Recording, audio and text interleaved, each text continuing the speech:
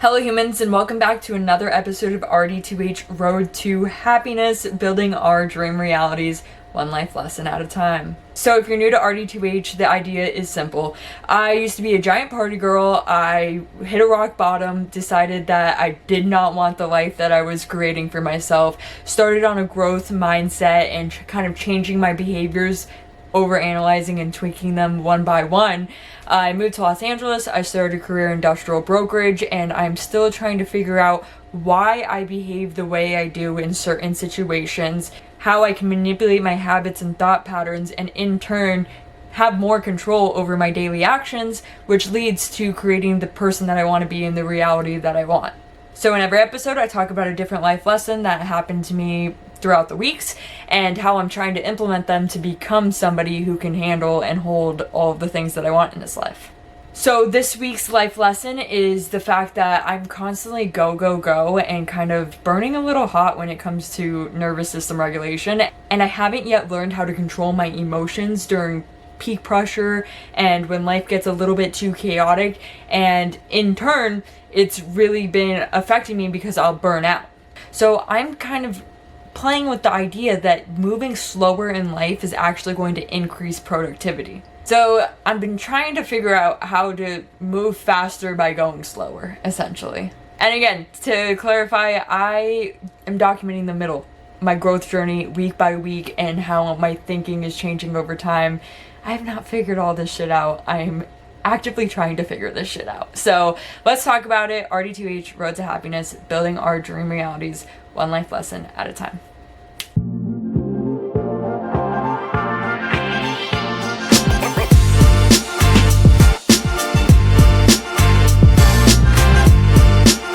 So I talked about in this last episode, last week I was working on a big proposal at work. I got really immersed in it. I spent 6 days working it out. I hit a capacity limit. I was way too stressed, had way too much pressure on my shoulders, and I'm starting to realize that handling pressure is a skill. It's a skill, and you can't learn a skill without doing the skill, without having reps. Everything in life is reps. Everything is, you suck at it right now, and the more that you do something, the more you put yourself in a certain circumstance, you adapt and become better at it, and handling pressure is one of those things. The more proposals and more like exposure I have at my job, the better I'll be able to handle moments where I feel out of my depths. But right now, I'm not that person. I am not somebody that can go without, feeling what pressure feels like. And so as I'm learning this skill, I'm noticing a pattern in myself, right? So I get immersed in my work, I get tunnel vision, I will give it my absolute all, I'll hit capacity, I won't realize that I hit capacity until I have an absolute freaking meltdown, and I'm like, it's too much, the world feels like it's falling apart. And throughout the last year, what I've also recognized is that when you are under a lot of pressure, or you are, feeling like you can't handle something that you're working on, or you're facing failure, or you're facing rejection, or you're facing any of those negative emotions, they overcome your nervous system. And what happens is, like, there are literal chemicals in our brain that shoot out, and it makes our nervous system get into fight or flight mode.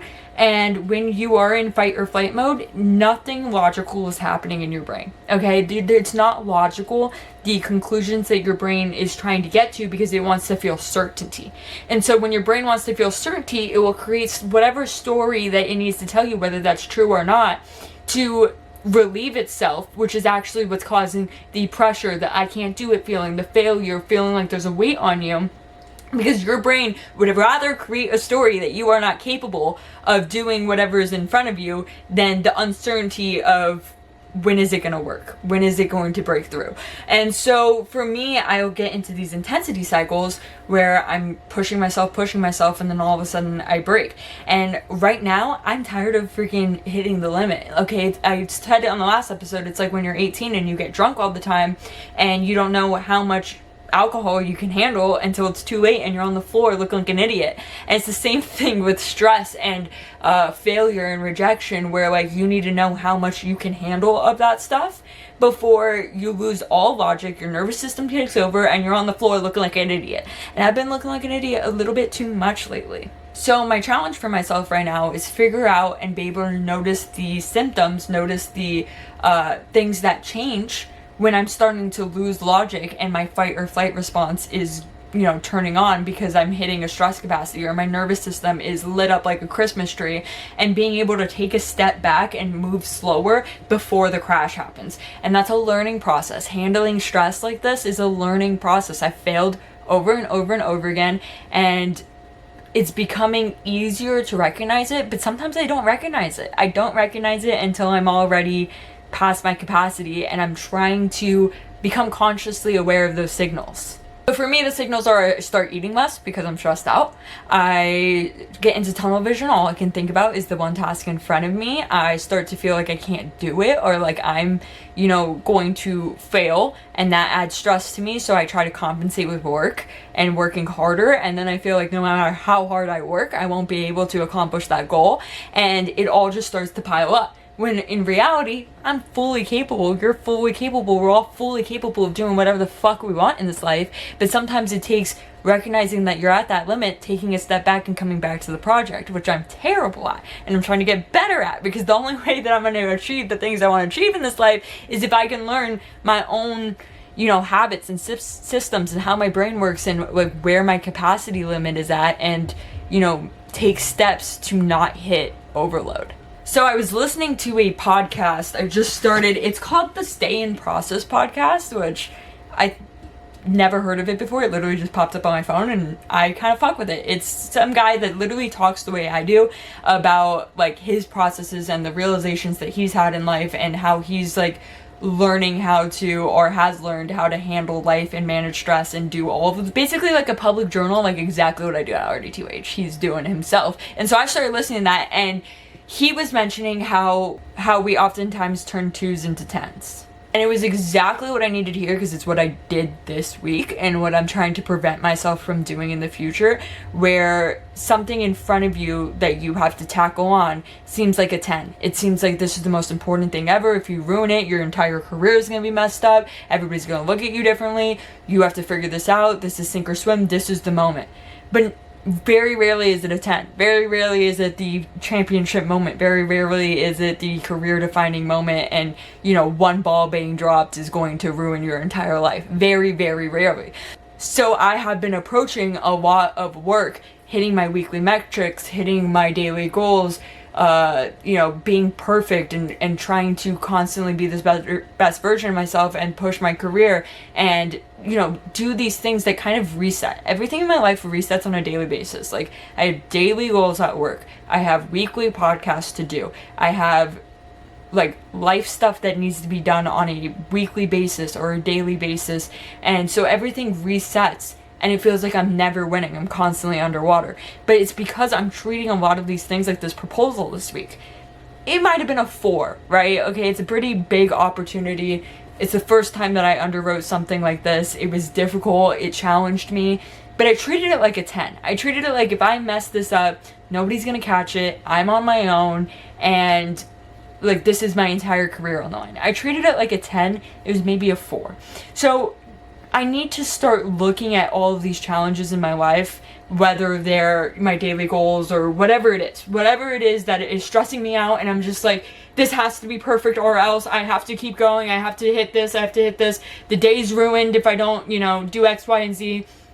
Stop treating them like a 10 and start treating them like a 2. Okay, because everything gets handled one bite at a time. How do you eat an elephant? One bite at a time. So I need to take a step back. And he also mentioned going on walks in the morning, because if you start your day rushed, then your entire day is going to be rushed. At the first hour, you wake up, you get ready, you're already late to work, and you're, you know, trying to get there and conquer the day, then the whole day gets preset on being rushed. And like, I was like, that's what I've been doing. As soon as I wake up, it's like, okay, the freaking timer starts and the race starts and go, to the point where I found myself lately, like, laying in bed, and like, once I get up, I'm up. Like, I will start the day, I will start the goals, I will start moving needles forward, and I'll be go all day.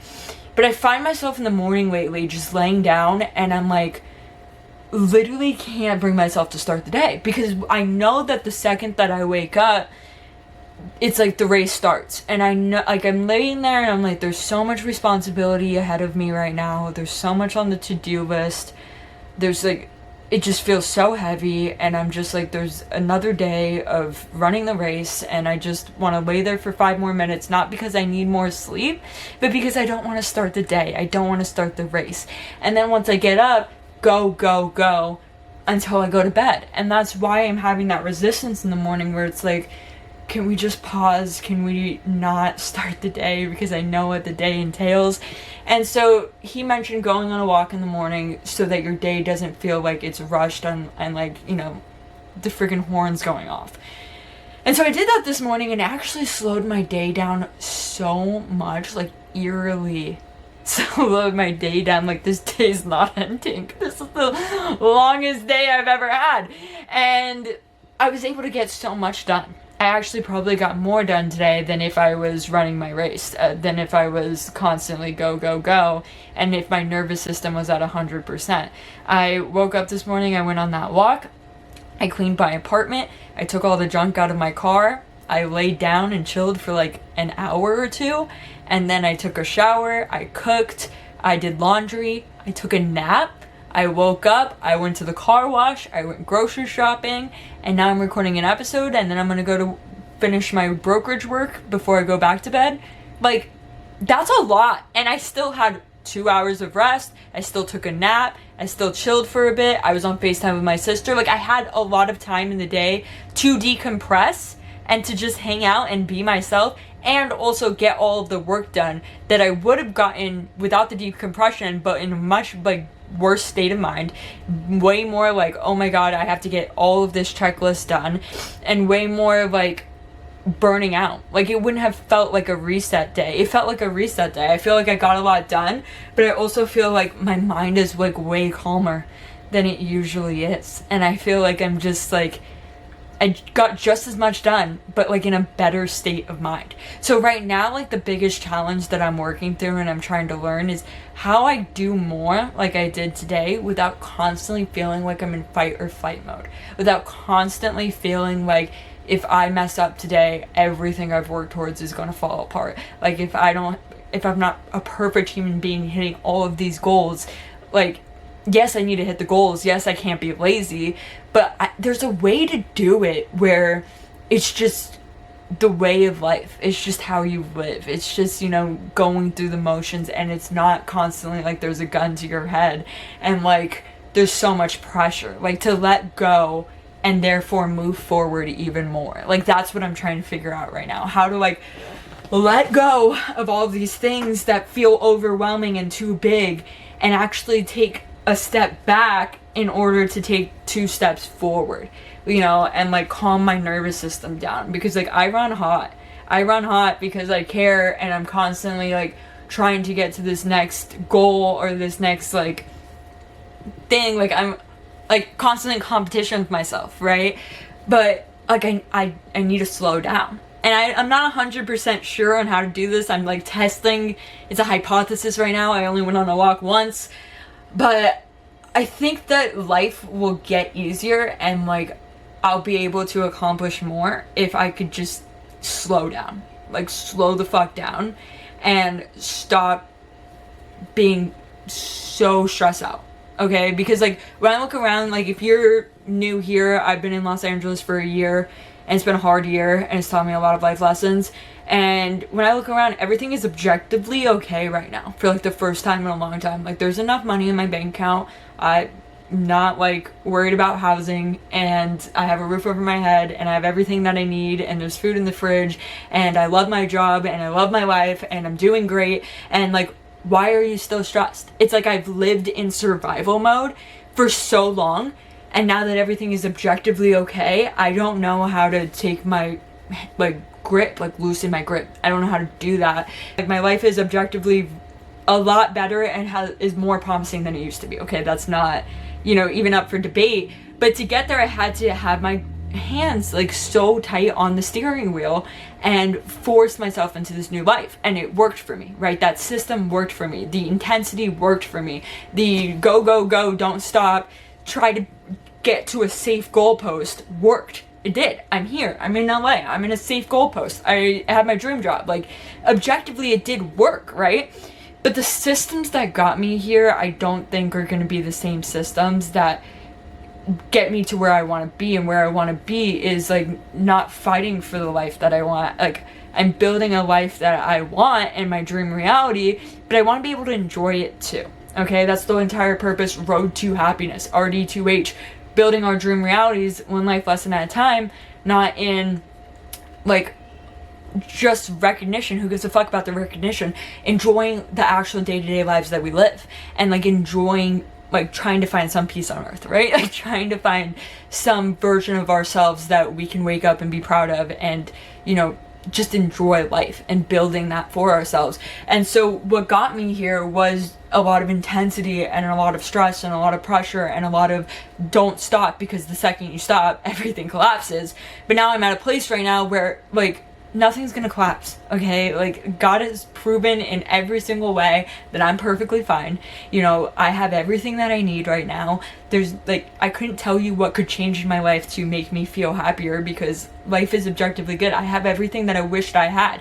Like, I'm genuinely living in one of my past prayers. I'm living in one of my past, like, how are we gonna get there? We got there. Okay, and there's always going to be another how are we going to get there. So, like, we got there. Like, we're here, and I just want to enjoy it more. You know, I don't want to be stressed all the time. I don't want to hit capacity. I don't want to feel like I'm constantly chasing the clock, or I'm constantly, like, behind, because I'm not. Like, I'm not behind. I'm 24. I live in Los Angeles. I'm an industrial broker, and I am, like, I'm not behind, okay? And I'm tired of acting like I am.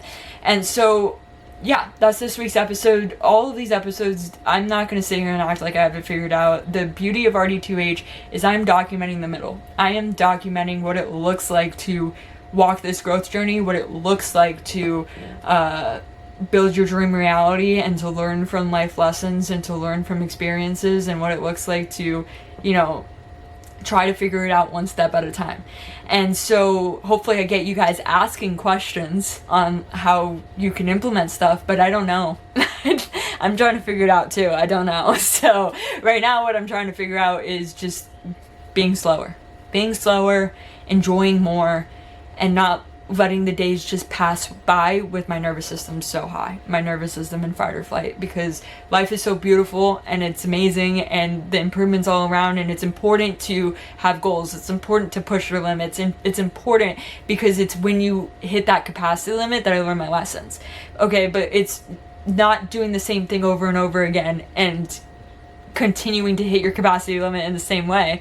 It's like taking those life lessons, implementing into your life to then move forward into the next lesson, because there's always the next lesson. So hitting my capacity this week was kind of like, hey, I don't want to do this anymore. It's like I got blackout drunk one too many times. Okay, I got blackout drunk and I embarrassed myself one too many times, and now I'm like, okay, how many drinks is too many drinks, because I don't want to get blacked out anymore off of stress and momentum and, you know, running my nervous system so hot. So that's what I'm trying to figure out. Anyways, I love you guys. RD2H, Road to Happiness, building our dream realities one life lesson at a time. I'll see you for another episode. Bye.